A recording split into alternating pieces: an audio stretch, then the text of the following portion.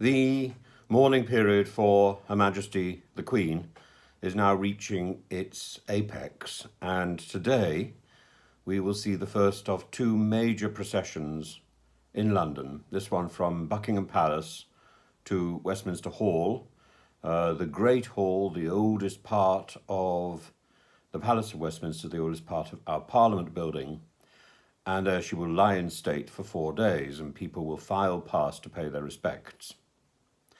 This procession is slightly different from the final procession, which will take her from the Palace of Westminster to Westminster Abbey on the day of the funeral itself. On that day, her coffin will be pulled, the gun carriage on which the coffin is placed will be pulled by 21 naval ratings, by 21 sailors. Today, the gun carriage will be pulled by horses.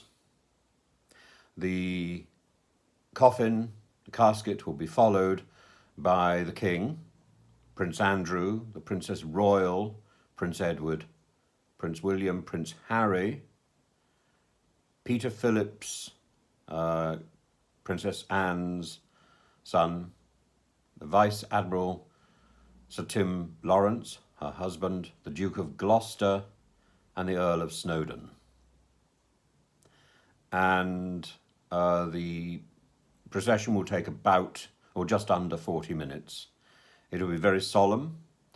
Some parts of the procession, we're told, will be in silence.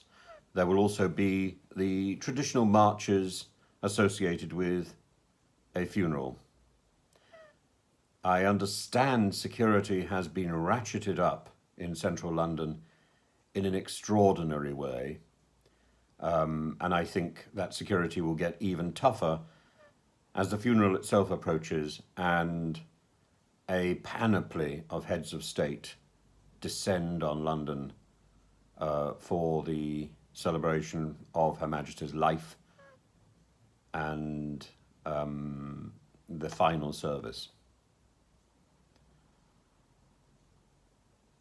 I think today is a day of great solemnity, and our heart should go out to the royal family who are preparing for this moment. And indeed, particularly one should think of Prince William, the new Prince of Wales, and his brother Prince Harry, who 25 years ago, almost to the day, were walking behind their own mother's coffin as it passed from St James's Palace to the Abbey for the final service for the funeral. At this point, really, the royal family surrenders the body to the nation for national mourning.